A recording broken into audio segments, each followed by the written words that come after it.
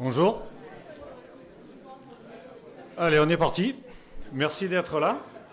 Et voilà, je vais vous parler de l'approche systémique des organisations. L'objectif, ça va être de comprendre ce qu'est l'approche systémique. Si je m'éloigne du micro, ça va être plus compliqué. Ça va être de comprendre ce qu'est l'approche systémique avec des principes d'homéostasie, de circularité, tout ce qui va être les réalités et représentations, le principe de recadrage. Ensuite, on ira un petit peu plus loin pour faire un parallèle entre l'approche analytique, qu'on connaît tous plus ou moins et qu'on pratique sans s'en rendre compte, et versus l'approche systémique. Et ensuite, du coup, je vous parlerai un petit peu d'où vient cette approche et de l'école de Palo Alto. Voilà. Et bien évidemment, la conclusion. Alors, on va commencer. Je vous laisse regarder la phrase. Est-ce que ça vous parle? Est-ce qu'il y a quelqu'un qui a déjà lu ce genre de phrase? Et qu'est-ce que ça lui dit? Non, personne?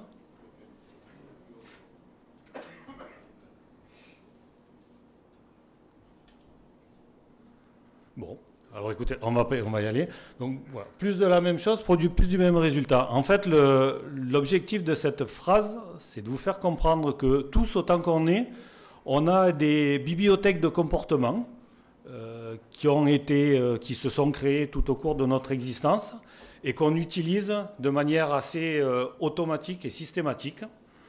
Sauf qu'en fait, dans certains cas de figure, en fait, le contexte n'était plus tout à fait le même, mais par simplification, et par habitude, on continue à utiliser ces bibliothèques de comportement. Et puis, comme on se dit que ça ne marche pas très bien, ben on va en faire un peu plus de ce comportement-là, mais sauf qu'il n'est pas adapté au contexte. Voilà. Du coup, ça ne marche pas. Qu'est-ce qu'on fait? On change. Et on change quoi? Les méthodes? Pourquoi pas? On fait un peu de Scrum, on fait un peu de Lean, on fait un peu de Kanban, de personnes. Pourquoi pas aussi? Puis on fait appel à des consultants. On met en place des tableaux de bord. Ça vous parle? Voilà. Bref, on change. Mais en fait, c'est toujours pareil. Pourquoi? Parce qu'en fait, on intervient dans le système sans réellement le changer. On ne remet pas en cause ces règles de fonctionnement de base, on ne fait juste que des ajustements de ces règles de fonctionnement. D'où des petites améliorations qui durent pas, mais on change, on essaye et on fait plus de la même chose pour obtenir plus du même résultat. Et puis un autre paradoxe, c'est celui-là, les shadoks, des systémiciens avant l'heure pour moi. Il vaut mieux pomper même s'il ne se passe rien que de risquer qu'il se passe quelque chose de pire en ne pompant pas. Eh bien oui, c'est pareil.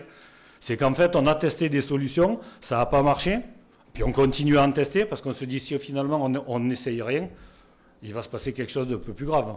Ça va aller encore plus mal. Et en fait, c'est ce genre de comportement qui ne fait qu'aggraver le problème. Parce que des fois, en fait, c'est en insistant qu'on aggrave le problème et qu'on se retrouve face à des blocages.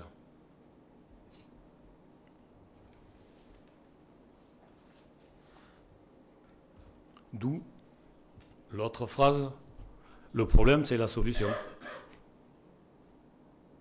Ça vous laisse perplexe?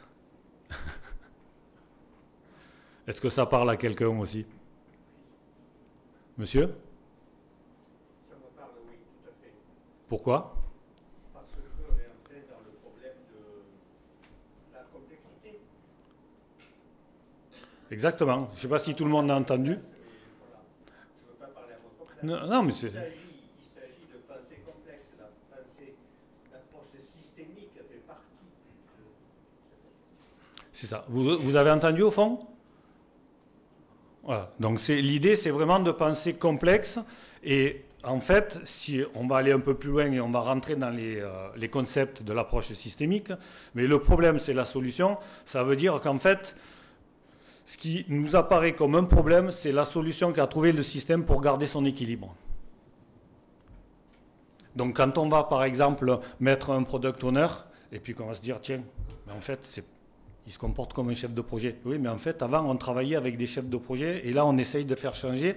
On n'intervient pas complètement dans le système, on intervient juste sur quelque chose, et puis on se dit, product owner, quand même, il ne fait pas son boulot, quoi. Mais en fait, c'est la solution qu'a trouvé le système pour garder l'équilibre et pour continuer à fonctionner comme avant avec un chef de projet. Du coup, on va rentrer maintenant un peu plus dans le détail et on va parler des concepts de l'approche systémique qui vont nous permettre d'aller un peu plus loin et de pouvoir comprendre comment intervenir sur ce fameux système. Alors d'abord, c'est la définition d'un système. Joël Doronnet nous dit que c'est un ensemble d'éléments en interaction dynamique organisés en fonction d'un but. Système, ça vient de systéma en grec qui dit ensemble cohérent. Donc ici, dans la salle, on est un système à l'instant T. Demain, votre équipe de développeurs, c'est un système. Votre entreprise au sens plus large est un système. Voilà. L'objectif, et c'est organisé en fonction d'un but. Alors là où moi je rajoute une petite nuance par rapport à Joël Doronnet, c'est que le but il peut être explicite, votre équipe de développeurs, mais on peut avoir des buts implicites,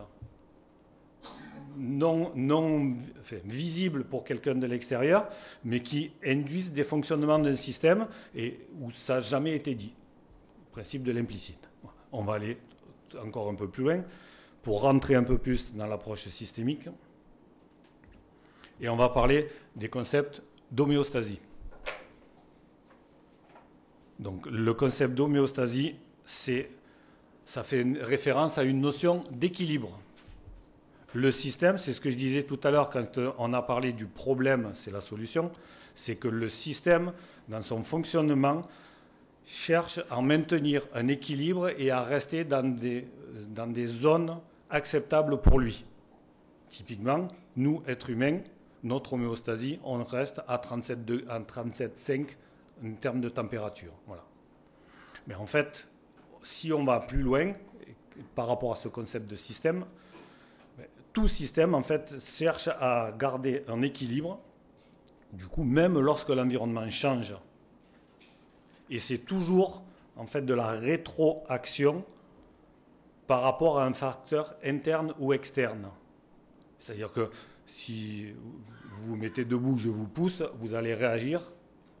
Le système, c'est pareil. À un moment, quand on va lui dire, maintenant, on passe aux méthodes agiles, et puis on va mettre en place un backlog, un product owner, et ainsi de suite. Voilà. Si on ne l'accompagne pas, il va effectivement essayer de maintenir un équilibre avec son chef de projet classique. Et du coup, voilà. Et là, on va se retrouver, ce qu'on disait tout à l'heure, avec des règles de fonctionnement implicites, qui n'ont jamais été dites, qui n'ont jamais été visualisées, mais qui, elles, du coup, quand on va vouloir le changer par le principe d'homéostasie, vont faire que le système, en fait, on va arriver potentiellement à des blocages. Voilà. C'est ce que je disais. Donc, ce sont vraiment des règles implicites au système, voilà. D'où la difficulté, des fois, de se rendre compte de ces règles quand on est dans le système, et du coup, de pouvoir les faire changer. D'où ce que je disais tout à l'heure, plus de la même chose produit plus du même résultat, c'est qu'on ne visualise pas forcément toutes ces règles implicites, donc ça va être difficile de les faire changer complètement. On va les tuner, mais on ne va pas forcément les changer complètement. D'où, des fois, on a l'impression que ça ne bouge pas. Et pourtant, on fait plus. C'est-à-dire qu'on continue à accélérer, alors qu'on devrait changer de vitesse. Voilà, pour l'exemple. Un autre concept important, en termes d'approche systémique, c'est la différence qu'ils font entre une approche linéaire et une approche circulaire. L'approche linéaire, c'est celle que tout le monde connaît, où en fait, on va rechercher la causalité de ce qui vient de se passer. Pourquoi on est arrivé à l'état B? Parce que c'est à cause de A. Et on remonte dans le passé, comme si on était capable d'intervenir sur le passé. Donc ça marche dans certains cas de figure, mais pas toujours. Et aujourd'hui, comme disait monsieur, par rapport à la complexité dans laquelle on est, on ne peut plus penser linéaire.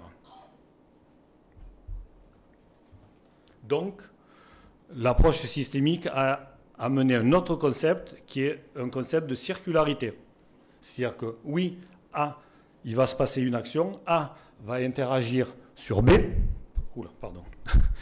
B va recevoir l'information avec ses propres filtres, et ensuite B est en capacité à nouveau d'agir pour induire un comportement chez A. Je vois madame qui lève les yeux, de suivre, de comprendre. Voilà. Et du coup, cette pensée circulaire est beaucoup plus adaptée à des environnements complexes. Et ça redonne aux personnes leur pouvoir aussi, puisque B, au lieu de simplement dire c'est à cause du chef de projet A que je ne peux pas faire mon boulot, ben là, dans ce cas de figure de la circularité, B va pouvoir agir pour essayer, en tout cas, de modifier le comportement de A, donc là, en l'occurrence, dans l'exemple du chef de projet, pour justement réguler et retrouver un autre équilibre dans le système. Et du coup, ça redonne du pouvoir à chaque personne. Par exemple, l'exemple que j'aime bien, c'est, vous avez sûrement dû tous vivre une réunion qui commence en retard. Première réaction, c'est de dire, ah ben c'est à cause de celui de la com, c'est à cause de celui du marketing, ce qui arrive toujours en retard. Pensée linéaire, on fait quoi? Ben, la prochaine fois où on démarre la réunion, on met bien en gros dans le mail, attention, démarrage à l'heure, et quand la personne va arriver en retard, on va l'engueuler. Là, on est typiquement dans une pensée linéaire, et dans 99,9% des cas, la réunion, elle redémarre toujours en retard. Par contre, pensée circulaire, on se dit, tiens, qu'est-ce que je peux faire pour que la réunion ne démarre plus en retard, puisque là, on a fait plus de la même chose et on a obtenu plus du même résultat. Et en plus, les gens, on les a bloqués parce que de stigmatiser toujours celui qui arrive en retard, forcément, la fois d'après, il n'a pas envie d'arriver à l'heure. Ben, vous commencez la réunion à l'heure sans attendre les retardataires. Et là, ça marche pas, mais en tout cas, c'est une possibilité d'intervenir sur le système pour modifier les règles de fonctionnement implicites et faire en sorte que, ben, au moins ce jour-là, la réunion a démarré à l'heure et les retardataires, ben, ils vont se poser des questions. Ils vont se dire, tiens, on ne m'attend plus. Donc ça va l'obliger, la personne, à revoir son mode de fonctionnement et à se dire, tiens, maintenant qu'on ne m'attend plus, je vais peut-être faire en sorte d'arriver un peu plus à l'heure. Voilà. Donc on va aller encore un peu plus loin dans les concepts. Donc l'approche systémique avec l'école de Palo Alto, en fait, a réfléchi à quel type de changement pouvait avoir le système. Et ils sont partis sur le fait qu'en fait, on avait deux niveaux de changement. Le premier, le niveau 1, ça n'est en fait qu'un changement à l'intérieur du système avec des phénomènes autocorrecteurs. C'est on maintient l'équilibre. On va réguler, on arrête là. On est dans le système, on est à 37,5, ça se passe bien, on n'a pas besoin de changer. Ça maintient l'équilibre et on est vraiment sur des changements fins et potentiellement avec plus de la même chose si on essaye de faire bouger le système. Par contre, niveau 2, on intervient directement sur le système. Et là, on change les règles de fonctionnement réellement. Et on est vraiment dans une réinterprétation de la réalité.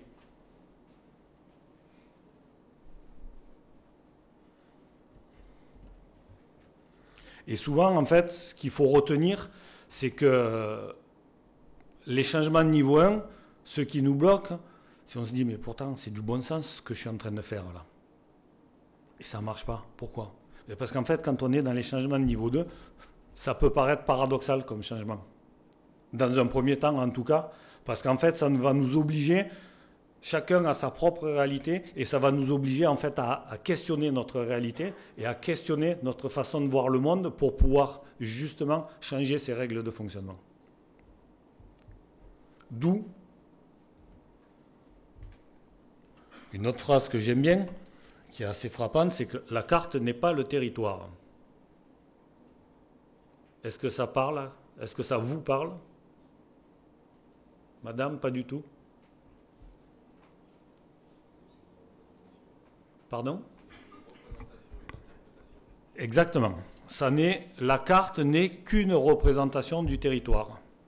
Vous utilisez un type de GPS, la visualisation que vous avez à avoir en est une, vous utilisez un autre type de GPS, pourtant ils vous indiquent les mêmes choses, mais les deux ont des représentations différentes du monde. Et pourtant on parle de la même chose. D'où, comme le disait monsieur, effectivement, ça n'est que des représentations.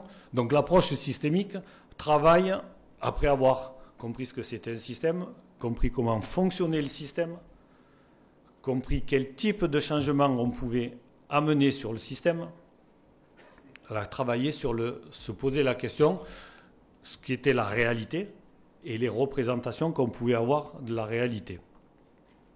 Et à ce niveau-là, c'est pareil, ils ont travaillé et ils sont aperçus qu'il y avait, pour eux en tout cas, dans l'approche systémique, deux types de réalités. La réalité de premier ordre et forcément celle de deuxième ordre. La réalité de premier ordre, c'est celle qu'on pourrait dire qui est factuelle, qui n'est pas soumise à interprétation et qui pourrait, ou la plupart du temps, qui est prouvée scientifiquement. Et qui normalement fait accord auprès de tout le monde. La réalité de deuxième ordre, par contre, elle appartient à chacun et elle est beaucoup plus singulière. Et souvent, en fait, c'est sur cette réalité de deuxième ordre où arrivent les problèmes et les incompréhensions entre nous. Pourquoi? Parce que si on va beaucoup plus loin, cette réalité de deuxième ordre, c'est en fait la représentation que nous faisons du monde. C'est la représentation que nous faisons de ce qui se passe à l'instant T. Et en fait, cette réalité-là, elle est influencée par nos expériences, nos croyances, notre culture. Et elle est, pour le coup, totalement singulière. Chacun a sa propre réalité de deuxième ordre. Là où vient le problème, c'est qu'on croit que c'est une réalité de premier ordre. Et puis c'est la fin que j'aime bien, on l'oublie souvent, c'est que cette réalité de deuxième ordre, certains jours, elle est influencée par notre humeur. On arrive d'humeur exécrable au bureau, on va tout percevoir un peu de manière négative ce jour-là. Voilà.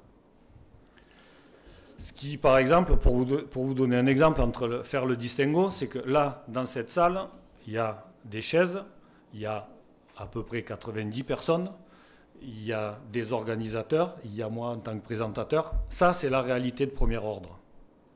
Par contre, si là, l'organisation des 3 chaises avec la table vous rappelle la dernière conférence que vous avez faite où vous étiez speaker, où vous aviez eu des difficultés ou autre, ça, c'est une réalité de deuxième ordre. Et celle-là vous appartient totalement.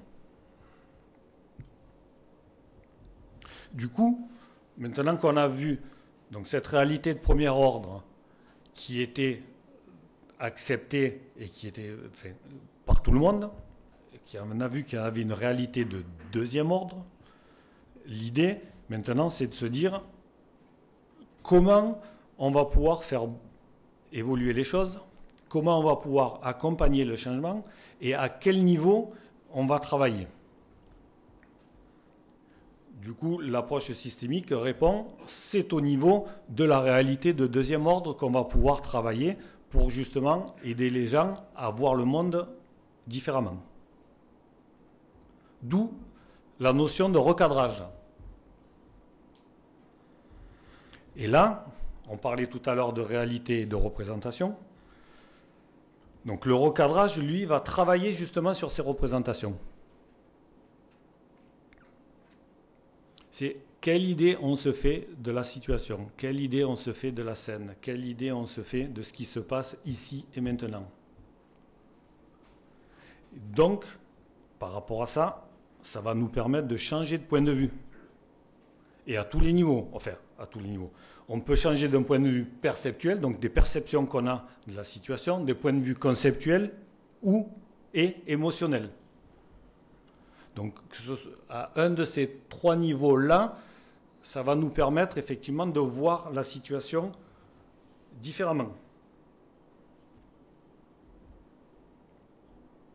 Et pour ce faire, c'est en fait une recombinaison de nouveaux éléments qu'on va nous amener. D'où l'intérêt par moment d'avoir quelqu'un qui est extérieur au système et qui va vous permettre de dire, mais attention, comme monsieur le disait, on est dans des environnements de plus en plus complexes, donc ça va être de pouvoir dire, mais attention, là, dans ton comportement, et tous, autant que l'on est, on a tendance d'une manière générale à simplifier les choses, donc à oublier peut-être certains paramètres autour de nous qui nous feraient dire, ah zut, en fait, avec les infos que j'ai, je pense ça, mais celui-là de paramètre, en fait, il me ferait penser le contraire. Mais à l'instant T, en fait, on n'a pas envie de le voir, on l'oublie.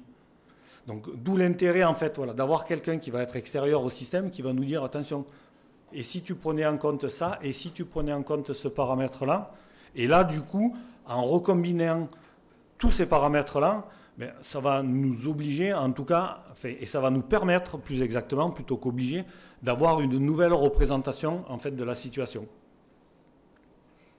Et à ce moment-là, on aura une vision totalement différente et on ne pourra plus revenir en arrière par rapport à la vision qu'on avait. Et dans cette notion de recadrage, tout à l'heure, je vous parlais d'homéostasie, de règles de fonctionnement et d'équilibre avec un système qui avait des règles de fonctionnement potentiellement implicites. L'intérêt aussi de ce recadrage-là, pour changer de point de vue, ça va être justement de rendre explicite l'implicite.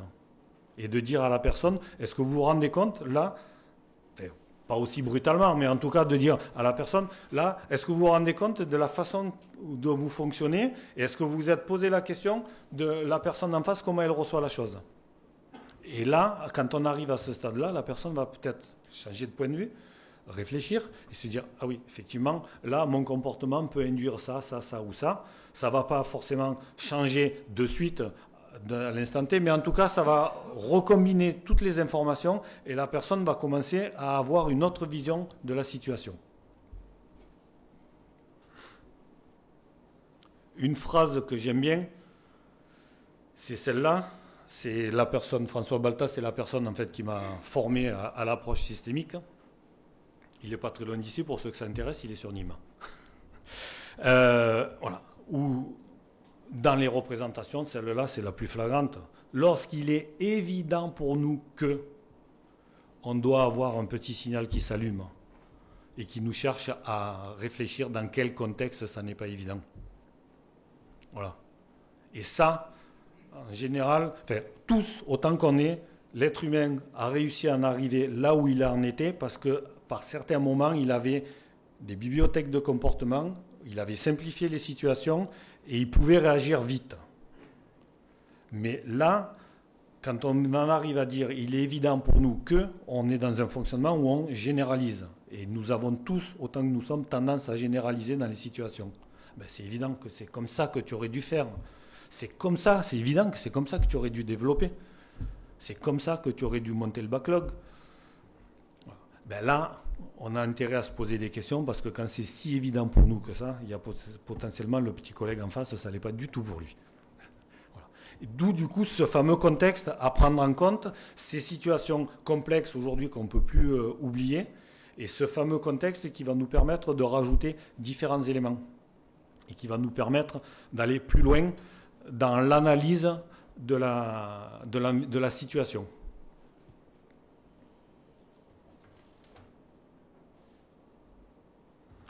Juste pour voilà, aller un petit peu plus loin et pour vraiment faire le distinguo entre et rendre du coup explicite ce qui est pour la plupart d'entre nous implicite par rapport à l'approche analytique. Voilà, je vais mettre en parallèle les deux approches, celle qu'on a par défaut tous tendance à faire, et puis l'approche systémique, voilà, qui nous ouvre un petit peu plus le champ des possibles. Donc l'approche analytique, c'est une approche qui isole. L'approche systémique, ça va être une approche qui relie. On est vraiment dans l'objectif, dans cette approche systémique, d'intégrer autant que faire se peut le plus d'éléments possible dans la réflexion.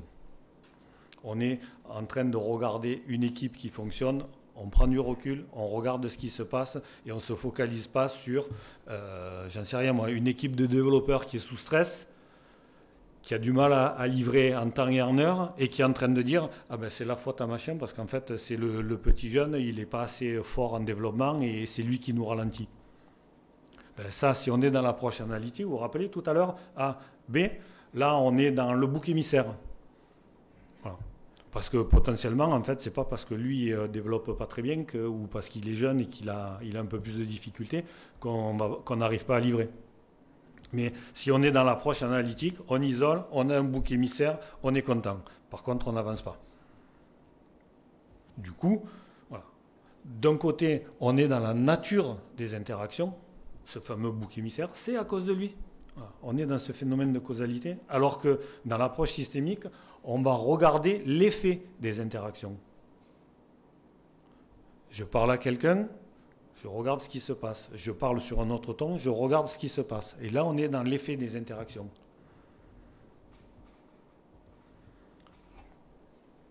Dans l'approche analytique, on est dans la validation par la preuve. Il nous faut une preuve scientifique que ça marche, il nous faut une preuve que... Et quand on est dans la relation de causalité, on l'a trouvé cette preuve. On sait pourquoi ça ne marche pas. Mais comment on va faire? On ne sait pas. Et en fait, on est dans cette approche analytique, on persiste à croire qu'il faut d'abord comprendre pourquoi ça ne marche pas pour savoir comment on va agir. Alors que quand on est dans cette validation par la comparaison, en fait, on n'a pas besoin de comprendre pourquoi ça ne marche pas. Puisque comme on va travailler sur les interactions et puis qu'on va vérifier quand on va changer la façon d'interagir par la comparaison, si ça fonctionne mieux ou pas, ça suffit. Et là, on est dans le comment et on s'intéresse à ce qui se passe ici et maintenant quand on agit. Du coup, si on va plus loin, l'approche analytique, c'est un enseignement par discipline. Alors qu'aujourd'hui, dans un monde plus complexe, grâce à l'approche systémique, on est dans un enseignement pluridisciplinaire. On ne peut plus se contenter de dire, et là je fais le parallèle avec ceux qui ont créé l'approche systémique de l'équipe de Palo Alto, je vais vous en parler un peu plus loin. Ça a été des sociologues, des anthropologues, des psychiatres, des mathématiciens. Donc ça a été vraiment une approche pluridisciplinaire qui leur a permis d'arriver à ce modèle-là. Et aujourd'hui, j'en reviens toujours à la même chose, dans un monde de plus en plus complexe, si on enseigne par discipline, on ne pourra pas avancer. Et l'enseignement par discipline, ça nous amène à quoi? Le fonctionnement de nos entreprises, aujourd'hui, où on a tendance à fonctionner par silo. Le marketing d'un côté, le développement de l'autre, la recherche de l'autre, et on ne peut plus. Et regardez, de toute façon, quand on regarde au niveau de l'agilité, ça oblige déjà à ne plus travailler en silo. Et donc on est déjà un peu plus proche de cette approche systémique. Et quand on va plus loin, toujours pareil, dans l'approche analytique, l'action est programmée par les détails. On a compris pourquoi ça ne marchait pas. Donc on a tous les détails, on a tous les process pour y aller. Et si le process ne marche pas, on fait comment? On n'est pas capable de réagir, on ne sort pas. On ne sort pas du process, on a dit non qu'il fallait utiliser ce process-là, on va jusqu'au bout.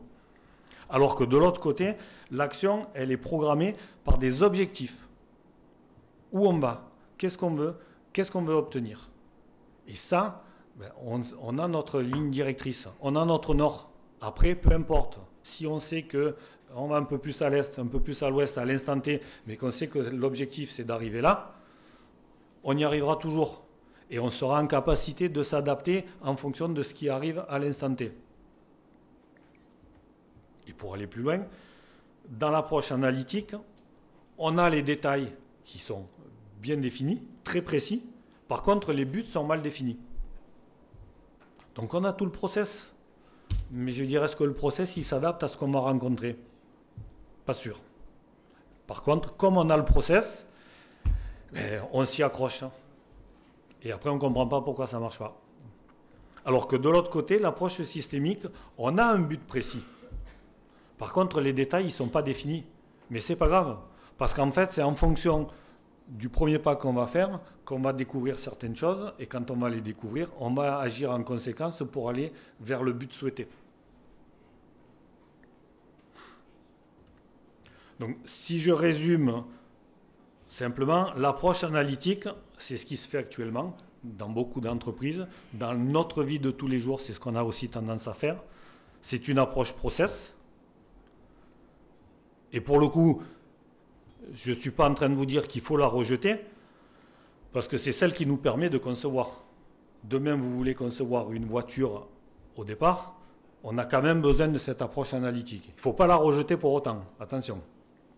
Par contre, elle a des limites.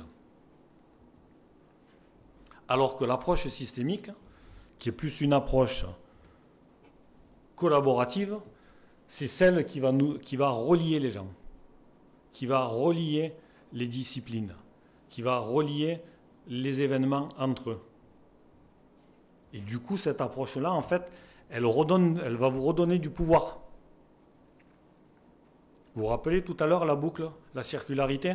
C'est qu'à un moment, on n'a plus A qui cause un problème à B, on a A qui interagit sur B, et B qui peut à nouveau, de par cette approche circulaire, interagir sur A. Donc du coup, ça redonne du pouvoir à chaque personne dans l'organisation, ça amène cette collaboration entre les gens. Et du coup, c'est une vision beaucoup plus globale de ce qu'on peut faire aujourd'hui. Je voulais revenir un petit peu sur notre ami Joël de Ronet aussi, qui est, je ne sais pas si vous le connaissez, mais qui est un systémicien dans l'âme et de longue date, qui nous dit: en 2030, les entreprises qui n'auront pas 50% de femmes dans leur effectif seront vouées à disparaître. Voilà. Donc moi, déjà, dans l'Assemblée, là, je voudrais que, messieurs, vous applaudissiez toutes les dames qu'il y a, parce qu'en plus, dans le milieu de l'agilité, c'est pas forcément...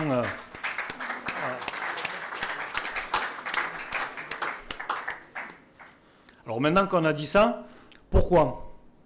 Pourquoi pour Joël de Ronet, en fait, il faut plus de femmes dans les entreprises? Simplement parce que à l'avenir, les qualités des managers vont être beaucoup plus différentes. Dans ce monde complexe où il va falloir réfléchir différemment, nous, les hommes, malheureusement, on est trop linéaire, trop concurrentiel. Et demain, ça ne pourra plus marcher, ce mode de fonctionnement-là. C'est pour ça que pour Joël de Ronet, il estime qu'il faut beaucoup plus de femmes dans les effectifs des entreprises, parce que les qualités des femmes sont beaucoup plus systémiques, beaucoup plus contextuelles, et c'est elles qui vont nous aider demain à aborder de manière complètement différente la complexité. Et paradoxalement, malgré tout ce qu'on peut entendre sur la digitalisation, l'intelligence artificielle et ce genre de choses, avec les discours un peu alarmistes, on va de plus en plus aller vers de la communication interpersonnelle, justement pour contrebalancer cette digitalisation. Et c'est encore vous, mesdames, qui allez nous aider là-dessus avec cette approche systémique et cette approche différente de celle que nous, on peut avoir, messieurs.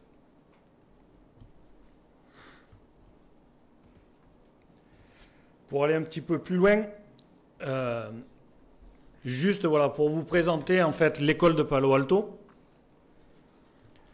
C'est un courant de pensée, comme je vous disais tout à l'heure, pluridisciplinaire, multidisciplinaire, qui a été créé dans les années 50. Vous voyez, c'est pas très jeune. Par deux personnes, Gregory Bateson et Don Jackson. Gregory Bateson était un anthropologue et Don Jackson était un psychologue. Et en fait, je vous le lis parce que ça, je trouve ça important. Voilà, les fondateurs de l'école de Palo Alto ont adapté à l'étude des relations humaines les concepts de systémique qu'on connaissait, mais qui n'étaient pas sur l'humaine, et donc d'où le feedback, la boucle de rétroaction, l'homéostasie. En fait, ils ont adapté ces concepts qui n'étaient pas au départ basés pour des relations humaines, ils les ont réfléchis pour les relations humaines, ce qui nous a amené cette approche systémique. En 1974, ils ont publié avec Václavic, vous vous rappelez les phrases de tout à l'heure, ils ont publié un bouquin qui s'appelle « Changement, paradoxe et psychothérapie ». Bouquin en fait qui a changé en fait beaucoup la vision des gens, parce que ce bouquin-là en fait a mené une approche vraiment différente de ce qui se faisait à l'époque, et je trouve, pour l'avoir relu encore récemment, voilà, que l'approche qui est proposée reste toujours novatrice aujourd'hui, et qu'en plus, elle était efficace à résoudre les problèmes humains les plus variés. Et paradoxalement, elle a été, au départ, en fait, ce qu'il faut savoir, c'est que l'école de Palo Alto, donc, qui a fait ces recherches-là, c'était plutôt une école basée sur la thérapie familiale, donc pour accompagner les familles dysfonctionnelles. Et en fait, paradoxalement, en 1974, quand ils ont publié ce bouquin, cette approche différente a été utilisée dans énormément d'environnements et entre autres a été étendue à divers domaines comme les organisations.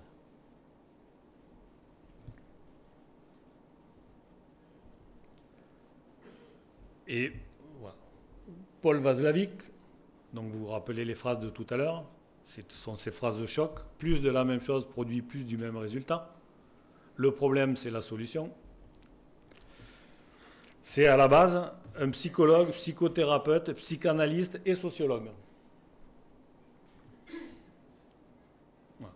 Et en fait, ces travaux principaux ont tourné autour de la psychothérapie générale et de la thérapie familiale.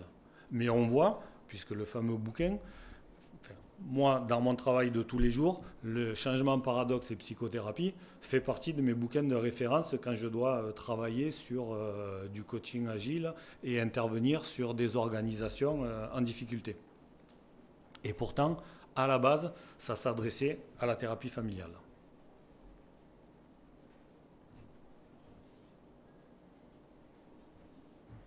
Alors, on arrive effectivement à la fin. Moi, la première question que je voulais vous poser, c'est qu'est-ce que vous avez retenu? Et là, c'est libre, hein. Allez-y. Je vois qu'il y a des micros là-bas. Si vous voulez parler, poser des questions, voilà.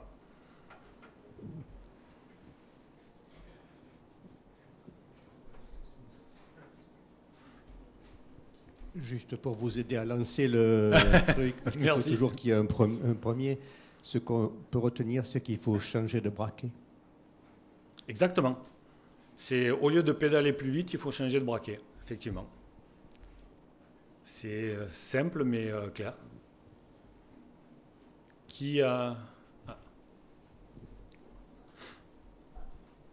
Moi, je voulais vous remercier parce que c'est la première fois que je comprends correctement la phrase « le problème, c'est la solution ». On me l'a dit plein de fois et en fait, jamais personne ne l'explique. Et là, je trouve que pour moi, ça y est, c'est clair, ça m'a fait une petite épiphanie, donc merci. D'accord, avec plaisir.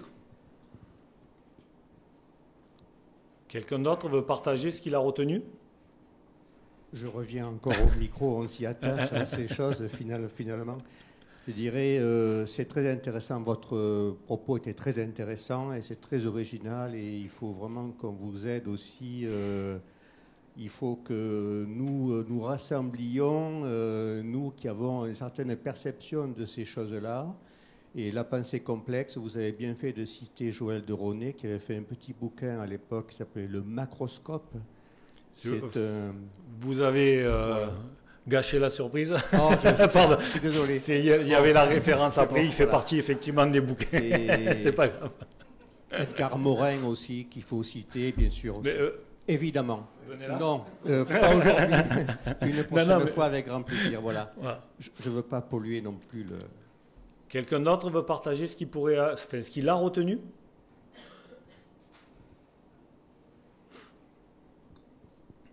J'ai retenu en premier lieu que la femme est l'avenir de l'homme. Mesdames, là, vous pouvez... Ma question, ce que j'ai retenu, j'ai une question, c'est par rapport à la démarche. C'est vrai qu'on est câblé un peu par notre modèle aujourd'hui, un peu version analytique, et c'est vrai que pour se tourner vers la systémie, je crois qu'il y a quand même une idée, alors je parle en tant que responsable d'équipe, de se remettre en question aussi. Ah, complètement. Là, je vais on est totalement. Très dans cette culture du rationnel, de l'analytique, et c'est vrai que pour faire cette approche, alors à titre perso, je l'ai fait, mais je l'ai fait en ayant quand même beaucoup de lecture et en découvrant en fait, en découvrant ce sujet-là, qui a pas, si vous voulez, dans mon éducation, je l'ai pas eu. Je suis obligé d'aller le chercher. Mais de toute façon, enfin, là, je vous rejoins complètement. Moi, le premier, je ne suis pas tombé dans l'approche systémique depuis tout petit. Je veux dire, c'est parce que j'ai fait un travail sur moi, parce que j'ai commencé à me poser des questions et à les lire, et qu'après, je me suis formé à cette approche-là, qu'effectivement, voilà, la démarche aujourd'hui, pour moi, devient un peu plus naturelle. Mais comme vous le dites, de toute façon, l'être humain est câblé analytique. Après, ce qui n'est pas facile, c'est autour de soi, parce qu'en fait, on s'aperçoit autour de soi qu'on travaille aussi dans ce monde-là, et après, il faut arriver petit à petit à le faire changer. C'est ça. C'est un travail quand même de longue haleine. Mais vous êtes là aussi pour ça aujourd'hui, parce que l'agilité fait partie de ces changements. Bon, je laisse le dernier mot à une dame. Bonjour. Bonjour. Moi, ce que j'ai retenu, c'est que c'est la vision systémique qui va permettre de relier, de nous rapprocher, qui va nous redonner le pouvoir. Oui. Moi, je dis toujours que nous sommes tous reliés les uns les autres. Et que le bonheur d'un fait le bonheur des autres. Et pas le contraire. Tout à fait. Parce qu'on pense toujours qu'on est des êtres individuels, qu'il faut se regarder soi et qu'on est un peu coupé du monde et des autres. Et moi, je pense qu'il faut toujours voir d'une manière plus globale. Et c'est ça qui nous amène à la collaboration. C'est de comprendre l'autre, de comprendre chaque système dans son intégralité. Voilà. Alors pour vous rejoindre et pour aller un poil plus loin, c'est quand on va comprendre l'autre, c'est comprendre sa carte du monde en fait. C'est ça. Voilà. Et pas se dire ma carte c'est la meilleure, c'est comprendre lui, pourquoi il nous dit ça, qu'est-ce qui fait que dans sa vision du monde, il a cette perception-là, qu'est-ce qui fait que dans sa vision du monde, il va réagir comme ça. C'est pour ça que je pense qu'on devrait tous faire un petit travail sur soi et travailler un peu l'intelligence émotionnelle. Et travailler de manière plus collective. Voilà. Vous parlez à un convaincu. Merci. Je voulais juste réagir sur l'homme est câblé analytique. Je ne suis pas d'accord avec ça. Ah. Parce que j'observe mon enfant de 3 ans. Et en fait, il est complètement dans une logique de j'essaye des choses, je vois ce qui se passe et je m'adapte. Et je pense qu'en fait, on câble les enfants à devenir analytiques à l'école parce qu'il y a une seule bonne réponse, parce qu'on leur apprend à faire des raisonnements logiques. Donc on devient câblé analytique. Mais en fait, au final, on est plus systémique au fond. Et en fait, finalement, il faut aller rechercher ça, se débarrasser de tout de tous ces acquis et de ces croyances qu'on nous injecte pendant qu'on étudie. Et c'est comme ça qu'on peut arriver, je pense, à voir autrement les choses. Je suis tout à fait d'accord avec vous. En fait, j'ai fait un raccourci. Mais effectivement, l'enfant est câblé systémie et c'est essai, erreur, je recommence, je découvre, je teste. Ce qu'on devrait tous faire aujourd'hui, mais comme vous dites, effectivement, l'éducation aujourd'hui fait que voilà, quand on fait un devoir, il y a une bonne réponse, il n'y en a pas deux. Et à partir de là, en fait, effectivement, ça change notre façon de penser. Allez, on me fait signe 5 minutes, mais on y est. Donc voilà, moi la question avec laquelle je voulais vous laisser partir, c'est, certains ont partagé un petit peu de ce qu'ils ont retenu, c'est comment vous allez le mettre en œuvre demain dans votre entreprise, comment vous allez le mettre en œuvre même au sens plus large dans la vie de tous les jours. Voilà. Parce que c'est bien, une conférence, c'est bien de comprendre certains concepts. Maintenant, l'idée c'est comment le mettre en œuvre. Et puis alors, voilà. La dernière question. Allez. D'après vous.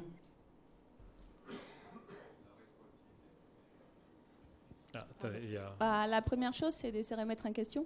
Ouais. Et de voir, au sens large, comme on est aujourd'hui, comme on travaille aujourd'hui. Pour moi, c'est la première chose. D'accord. Je vais passer la parole. Je citerai un élément du manifeste agile, c'est plus d'interaction entre les personnes plutôt que des processus. Donc je pense qu'on est en plein dedans. Et sur la pensée circulaire, les boucles de feedback rapides. Voilà. D'accord. Voilà. Vous avez tout résumé puisque c'était ma avant-dernière slide. Manifeste agile.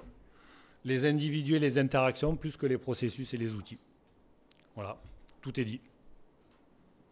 Et donc, pour terminer, voilà, moi, mes livres de référence, donc le fameux Changement, paradoxe et psychothérapie, Edgar Morin avec l'introduction à la pensée complexe, Joël Doronnet, le macroscope, Paul Watzlawick à nouveau sur le langage du changement, parce qu'en fait, j'en ai pas parlé dans la conférence, mais l'école de Palo Alto a beaucoup travaillé avec Milton Erickson pour justement comprendre comment, au niveau hypnose, le langage qu'il utilisait, et il en est sorti ce bouquin qui est vraiment fabuleux sur le langage du changement, comment en adoptant un langage différent et en utilisant certaines constructions, on peut arriver à faire bouger les gens.